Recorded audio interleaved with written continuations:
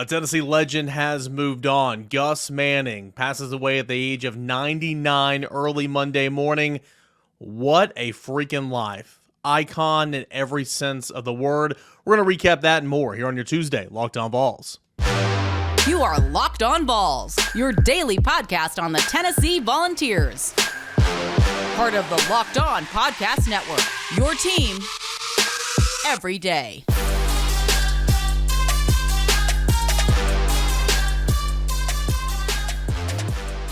What is up, everybody? Welcome into it. This is Locked On Vols, and I'm your host, Eric Kane. Appreciate you guys for hanging out with me here today on a Tuesday. We got your mailbag questions coming up later in the show. We'll talk a little Tennessee basketball, but as I said in the cold open, Gus Manning, what a life. A Vol for life in every sense of that phrase right there. We're going to discuss him, the impacts, what people are saying on the passing of Gus Manning, all that and more here on your Tuesday show. And because of Gus Manning, this kind of is inspired the question of the day here on the podcast. And feel free to answer at _Kaner and at Locked On Vols. Who was the greatest Vol of all time? And I think it's interesting too because Gus Manning was not a coach. Gus Manning was not an athlete. Gus Manning was a sports information director, but he was a Vol through and through. And you can't think of the pillars of Tennessee, especially Tennessee athletics, without mentioning Gus Manning's name. Truly inspirational. So answer this today. Fill up the YouTube section, the comment section. Tweet me at _Kaner at Locked On Vols. DM me. Who was the greatest Vol of all time? I'd love to share some of your answers to that question and your reasoning on a show coming up this week. But anyway, appreciate you guys watching on Vol or on YouTube as well. Subscribing to the channel and listening wherever you find your podcast. It's a part of the Locked On Podcast Network. Gus Manning passes away early Monday morning at the age of 99. 99 years old. My goodness. What a life. What a long life. He retired from Tennessee in a full-time capacity in 2000, and that was after nearly 50 years of full-time service to the University of Tennessee. So he was a full-time member in 2000, as late as 2000, and that was nearly 50 years of full-time service for the University of Tennessee. And he even had maintained an office in Thompson-Boling Arena up until 2017, where he had the title of Consultant Athletics Director. He served 8 athletic directors. Gus Manning served 11 head football coaches. And the thing I love about Gus Manning is he was not, again, like I said, he was not a player. He was not a coach. He was a sports information director, among many things. He wore many, many hats. He worked himself up to be pretty much the deputy in chief to General Nealon and his right-hand man. He did pretty much, whatever was asked of him. And, it's interesting, too. Tennessee put out a press release yesterday. I'm going to read some of this today. But this is a 2-page memo from Nealon to Manning following yet another Manning promotion in 1960. Outlined the following direct responsibilities of his job title: ticketing, security, game day traffic and parking, band and cheerleaders, visiting locker room, programs and concessions, public address and scoreboard, halftime festivities, stadium cleanup, stadium and field house seating, ushers and janitorial staff, faculty advisor, track, baseball, diamond and tennis courts maintenance. A broadcast originated from the stadium, Sunday TV program during football season, stadium store, the East and the South Stadium Hall dining facility, practice field maintenance and groundskeepers, public relations program, speakers for the high school banquets, civil clubs, etc., purchasing, receiving, and accounting for athletics, team travel, and finally, accept and carry out any extra duties assigned by the athletic director as he sees fit. He was the right hand for General Nealon. As a coach, as an athletic director, I mean, he did it all. This is what, Gus Manning was. Again, he served for 8 different athletic directors at Tennessee, 11 different head football coaches, nearly 50 years of full-time service to the University of Tennessee.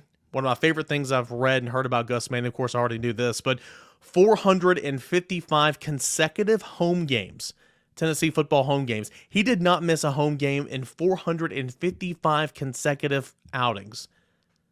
That ended in the 2017 home opener to Indiana State when he was put into the hospital and then subsequently into a rehab facility and then to a nursing home of sorts just prior to that. I believe his number of UT football games was over like 800, both home and away games, but on his way to Lexington back in 2003, He had a minor car accident and had to return back, and that broke a streak of like 800 and something. Truly incredible, or 600 and something. It was magnificent. What he was also known for, this being Gus Manning, was the original locker room. Okay, the locker room was a radio show. In fact, still to this day, it is the longest continuous running sports radio show in the country. From 1960 to 2016, Gus Manning hosted the locker room. And it's still on the air today. You guys know I used to work at 99.1, The Sports Animal. It's the sports affiliate of WIVK, flagship station for the University of Tennessee. And our game day, all-day coverage, the locker room still airs on our airwaves today. It's hosted by Bud Ford. But it was originally hosted by Gus Manning, along with Haywood Harris, who passed away in 2010. And now Bud Ford continues to carry out that show, the locker room. It's iconic, and it was started and it was first hosted by Gus Manning. So many people are chiming in and giving their 2 cents and their thoughts and prayers and all this type of stuff for Gus Manning and his family. I'm going to read a couple of those out for you here right now. Phillip Fulmer, former Tennessee head football coach, of course, national championship winning coach, and former athletics director. This is a tremendous loss. We've lost a major piece of Tennessee history. Gus Manning is an icon. His personality and humor made him a pleasure to be around, and his historical knowledge about all that makes Tennessee athletics special was second to none. Our thoughts and prayers are with his family. This is SEC Commissioner Greg Sankey on Gus Manning. Gus Manning leaves behind a legacy that has not only touched the University of Tennessee, but also the Southeastern Conference. Gus was involved in every area of Tennessee athletics over the decades with his array of responsibilities, and developed relationships throughout the SEC that made him an icon, not only on Rocky Top, but throughout the conference. He was a fixture for many years at the SEC men's basketball tournament and a regular presence at other events. Condolences to his family, the University of Tennessee, and his many, many friends across the SEC and the country.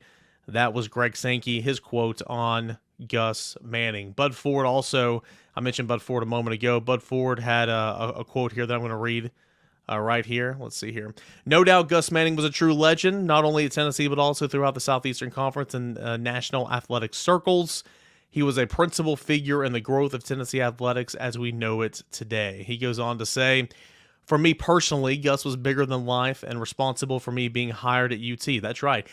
Gus Manning hired Bud Ford back in like 1966 and appointed him to full-time role at the University of Tennessee. Also, Haywood Harris, who I just mentioned, hired him in 1961.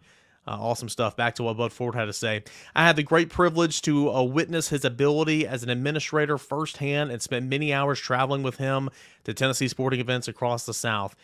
His recall of General Neyland and stories of UT football and basketball games was amazing. I will always be grateful to have had a career opportunity at UT and to be mentored by two great men in Gus Manning and Haywood Harris. Man, some great stuff. Peyton Manning, of course. Peyton Manning knows everybody, and Peyton Manning sought after interesting people and good people while here at the University of Tennessee and maintained those relationships on throughout his NFL tenure and post-NFL tenure to today. Man, Peyton Manning is still really, really good friends with a lot of people still involved in the Tennessee athletics department and the football program. This is what Peyton Manning had to say about Gus Manning. My thoughts and prayers are with Gus's son, Sammy, and the entire family. I was honored to call Gus Manning my friend. No one served the University of Tennessee better than Gus. He was the ultimate volunteer, and he will be missed dearly. What a life. May he rest in peace. What a life is right. Again, question of the day, who is the greatest Vol of all time?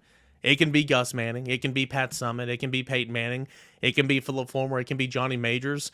It can be Candace Parker. It can be whoever you want it to be. But man, Gus Manning is 100% in this conversation.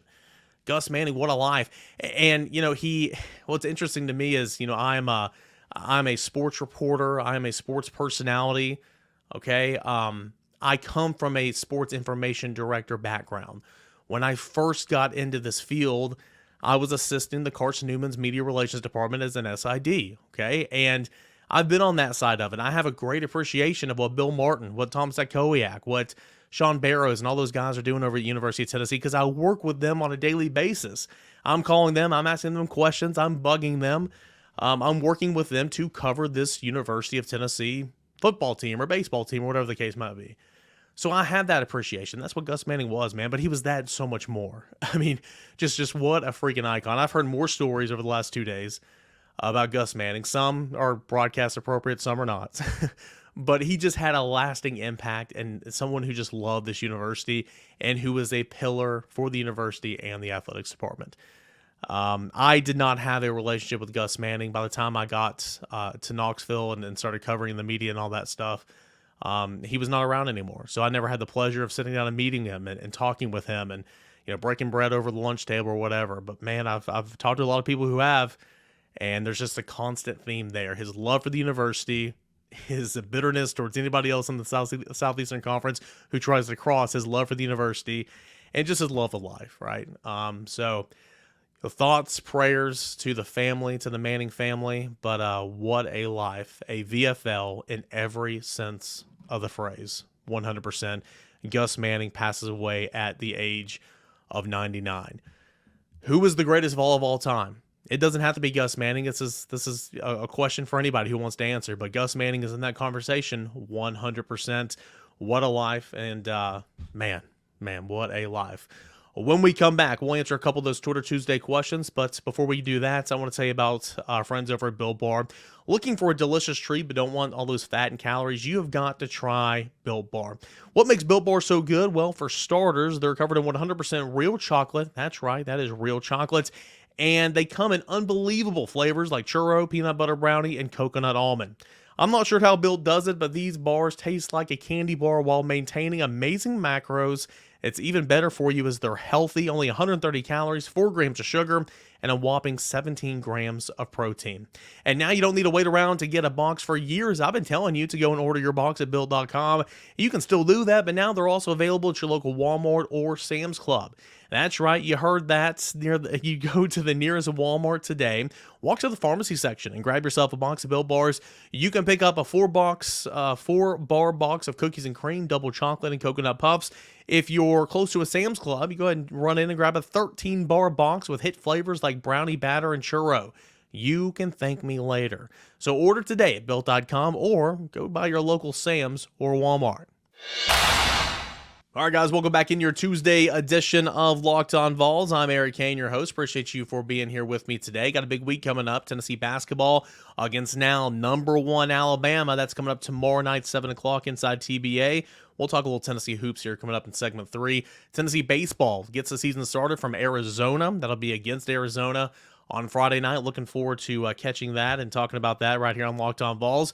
Talking about Gus Manning today. We're about to move on to answer some Twitter Tuesday questions, but one more note on Gus Manning as he passes away at the age of 99 after such an incredible life lived and love for the university. Forgot to pass on this note in segment 1. This was a tweet from the Vol Network on Monday. The Vol Network joins all of Big Orange Country in mourning the greatest Vol of them all, Gus Manning. When discussing Gus's influence on UT athletics, John Ward summed it up the best. Quote, "All he did was build the thing." Wow. John Ward on Gus Manning. All he did was build the thing. Of course, John Ward, we lost him a couple years ago. This quote was obviously from years ago, but when asking John Ward about Gus Manning, quote, "All he did was build the thing." That is pretty incredible. All right, Twitter Tuesday, when you guys take over the show, we'll first start with Nate. Nate says, it's a little bit of a passage here. I'll read most of it. I'm trying not to underappreciate Rick Barnes, but these kinds of losses cannot be overlooked just because he is a Hall of Fame coach. The best way to describe this team, they are capable of winning any game, but also losing any game. I do not want to pretend that this Tennessee men's basketball teams have ever been a force to be reckoned with, but Missouri and Vandy are not teams to which this team should be losing. If the football team continues to improve, would that make it easier to attract better coaches for the other sports, or does the school just before the football school and other sports have the reputation of being getting the short end of the stick? Let me let you know I'm a huge Tennessee baseball fan. Love Tony V, and I think he can coach. Yeah, Nate, appreciate you chiming in, man. As far as this team capable of winning every game and losing every game, I would honestly have to agree. I mean, that's pretty spot on if you ask me. Let's see here. Okay, I wanted to check something real quick. You mentioned the Vanderbilt game, the Vanderbilt-Missouri losses as being completely unacceptable. Vanderbilt, I give that to you. Vanderbilt's a horrible, horrible team. I'm actually surprised. I'm looking at the AP poll right now. I am surprised that Missouri is not ranked this week. Missouri got 114 votes. That's almost 20 more than any other team that was outside the top 25 in receiving votes. Missouri has 19 wins on the season. It's got a couple more SEC losses than Tennessee, but it's got a couple of good wins on the year. Missouri's not a horrible basketball team. Now, again, I'm not like Tennessee should have won that game, especially after coming back from 17 down. Tennessee should have won that game. I'm not saying Tennessee shouldn't. Tennessee gave it away there at the end. But the Missouri loss is not just this horrendous loss, because that's a halfway decent basketball team. As far as what you're asking, if with football being good, does that make it more attractable for these other sports to get head coaches or whatever? Or is it simply just, football gets what it wants and then all the other teams get the short end of the stick? I would answer it like this. I mean, if you are looking at accepting a job at the University of Tennessee and you're weighing the pros and the cons, I would sit there and say, what would the university or the athletics department do to put me in the best position to win? Take basketball, for instance, okay? Rick Barnes is not being fired. But take basketball, for instance. Say Tennessee was looking looking for a new basketball coach. Well, Tennessee's recruiting well. Tennessee has a collective that is doing well in Spire Sports, okay? Tennessee showed that it did not want to lose Rick Barnes a couple years ago and gave him a raise up to $5.1 million to keep him. Okay. So that shows the investment there, the plea to be good, the resources. You have a great, basketball facility. You have a good practice facility. You have everything that you need to be successful here at the University of Tennessee. And I would say for the most part, that's the case across the athletics department as a whole. I mean, Tennessee baseball is getting a major facelift. That's going to be an ongoing, yearly project year after year, but Tennessee baseball's already got a locker room, a new weight room, and some stuff done underneath. They're building the party porches. They put chairback seats down the right field line, trying to make it more of an accommodating and just trying to up the ante a little bit because, number one, you're good. Number two is 2023 in the SEC. You got to be great. So I would say coaches would sit there and take a long, hard look at what the university does to put those coaches in places to be successful. And I would think for the most part, Tennessee does just that, regardless of who you are. So I hope I kind of answered your question. That's kind of how I see it. Moving on here, let's go to Nate. Excuse me, we just did Nate. Let's go to Ross. Ross says, any word on what will happen with the Longhorn Network? I can't believe the SEC will allow Texas to keep that. All right, so I did some research on this on Monday afternoon, and I read a bunch of old articles, dating back to when it was announced that Texas and Oklahoma were coming into the SEC. Then I saw some from earlier in the year of 2022, and then in the summer of 2022. Those are the most recent ones I could find, but essentially, after reading a couple different articles, it's my understanding that the Longhorn Network will essentially fold into the SEC network. In fact, Texas's athletic director has been quoted as recently as less than a year ago saying, the Longhorn Network? Oh, you mean the History Channel, right? Yeah, that's going to dissolve when we go to the SEC network. What he means by that is the alternate programming that the Longhorn Network runs, and I don't know who all has the Longhorn Network, but I used to have a cable provider to where it had the Longhorn Network, and all they show is past national championships. All they show is just, dedicated. It's like watching, oh crap, what's it called? Whenever you're in a rain delay, watching the Braves, you're in a rain delay, and they do all those specials, back when they were on TBS and all that type of stuff, and it's just like seeing that over and over and over. The live sporting events for Texas that's on the Longhorn Network are from third-party broadcast partners, and which is essentially ESPN Plus or the SEC Network Plus. And so it's my understanding that all that alternate programming just going to kind of be evolved and rolled into the SEC Network when they come here. And all those alternate broadcasting stuff that show live sporting events that were on the Longhorn Network will now be on the SEC Network Plus and ESPN Plus. So essentially, Longhorn Network is going to die is kind of how I interpreted that. All right, a couple more here. I asked the question on yesterday's show, who would you want to be the 3 permanent opponents for the University of Tennessee if the league decides to go to the 6-3 model, which I believe is exactly what they're going to do with 9 conference games. Neil says, I would go with Vanderbilt, Kentucky, and Alabama. The reason, what's left of tradition? Never been a fan of playing the 2 toughest teams in the nation. If things go on our way, we will eventually get around to playing them if we get to the playoffs. Incidentally, I'd like to see Florida play Alabama, Georgia, and LSU. See how they like it. Just my opinion. Let's go to Anthony. Anthony said, I would love to see new rivalries, so I am going to say Vanderbilt, Alabama, and Texas. Battle the UTs. I live in Austin, and the hatred is real, even though we never play them. I like that a lot. Let's go to BS Osborne 6121. Tradition would say Vanderbilt, Kentucky, and Alabama. If it's not Kentucky, then either Ole Miss or Florida. I say Ole Miss because I'm 56 years old, and we rarely played Florida and Georgia growing up, but we did play Ole Miss every single year. That's a good point. Somebody else chimes in, says Kentucky, Vanderbilt, Alabama. One Negaval says Florida, Kentucky, and Vanderbilt. Crawdad Watson says Bama, Florida, and Kentucky. Anderson says South Carolina, Vanderbilt, and Kentucky.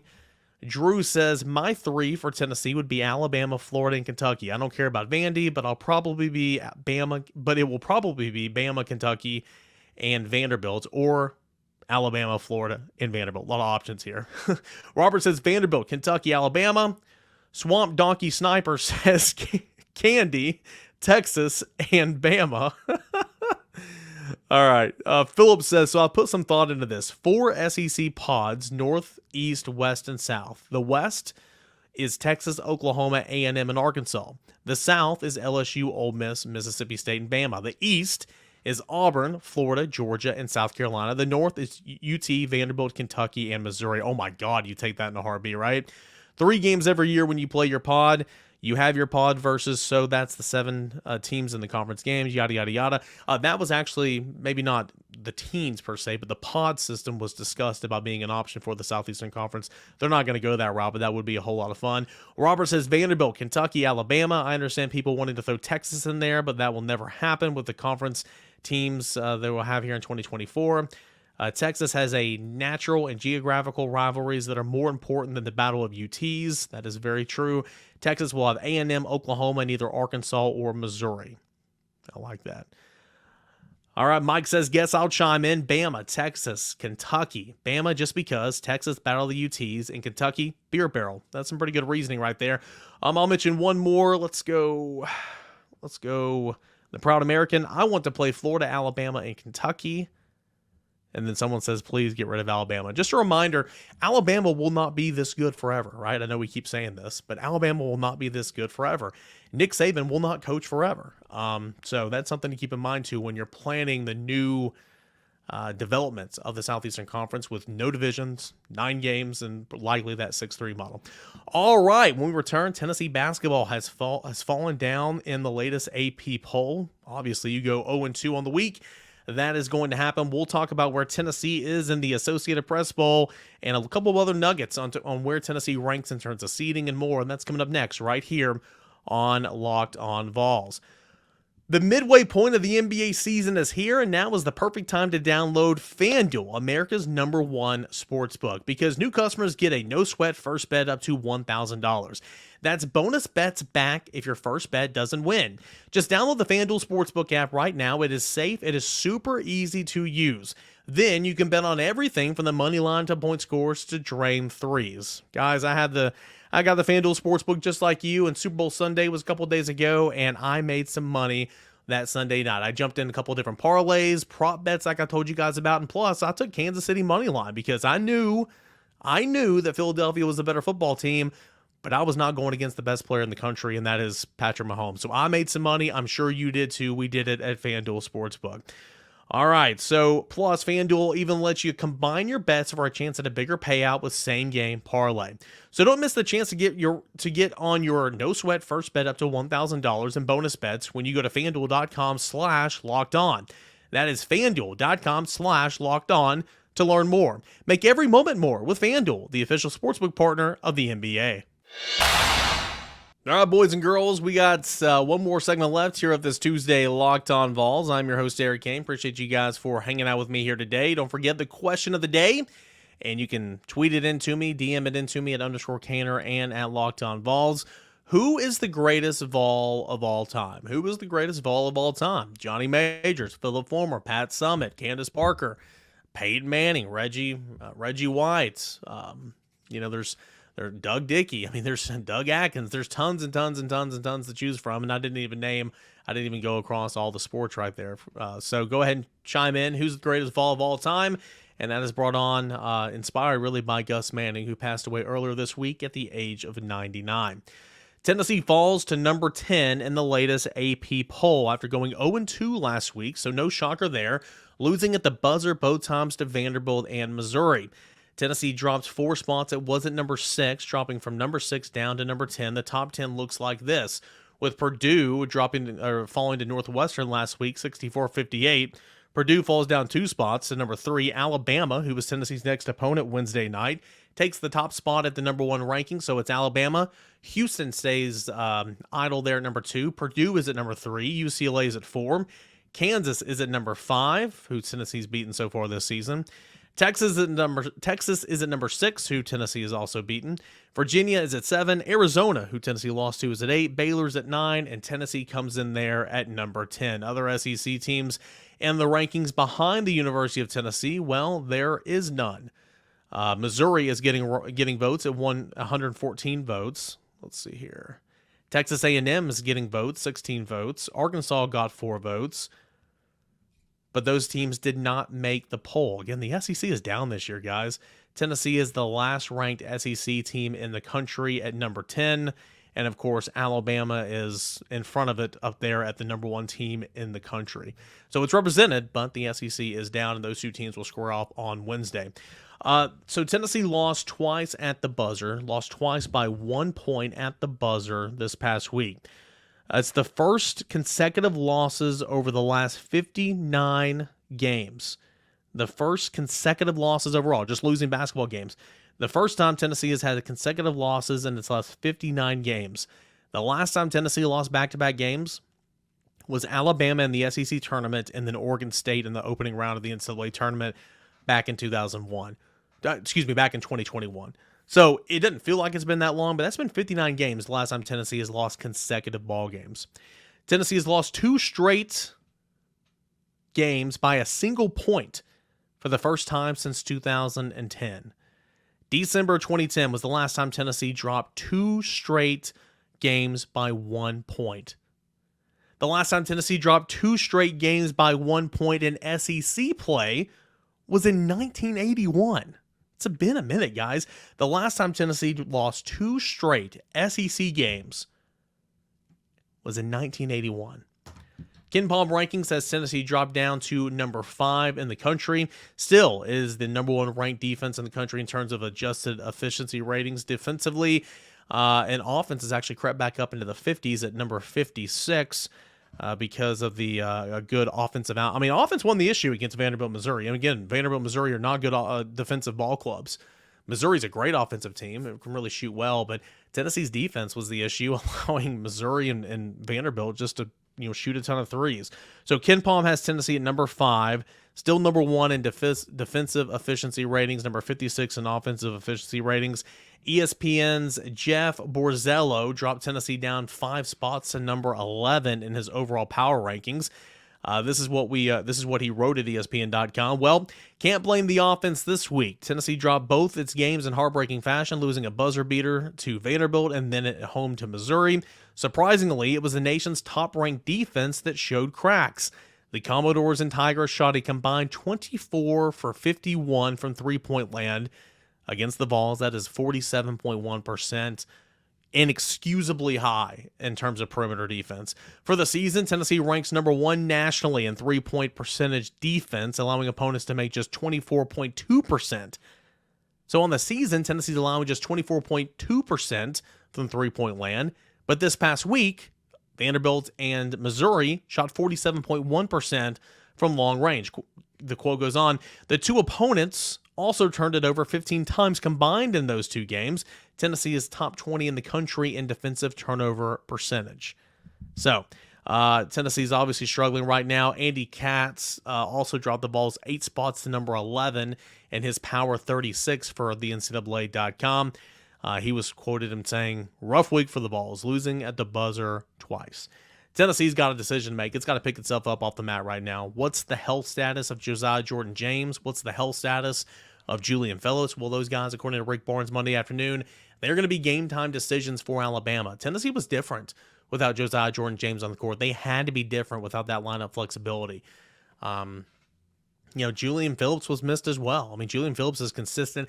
In terms of his play, is he everything you thought he was going to be at the beginning of the season in terms of a lottery-type pick or whatever? No, it hasn't proved to be that case yet, but he plays every single game, and he plays his minutes, and he has, just been a consistent guy in that lineup night in and night out for the University of Tennessee up until this injury. So we'll see what happens. It's going to be number 1 against number 10, Tennessee against Alabama. Let's see what happens. And then after that, it's going to be on the road to Kentucky and then playing Texas A&M. Tough stretch for the University of Tennessee that is struggling as of late. We'll see how it responds this week against number 1 Alabama and then Kentucky.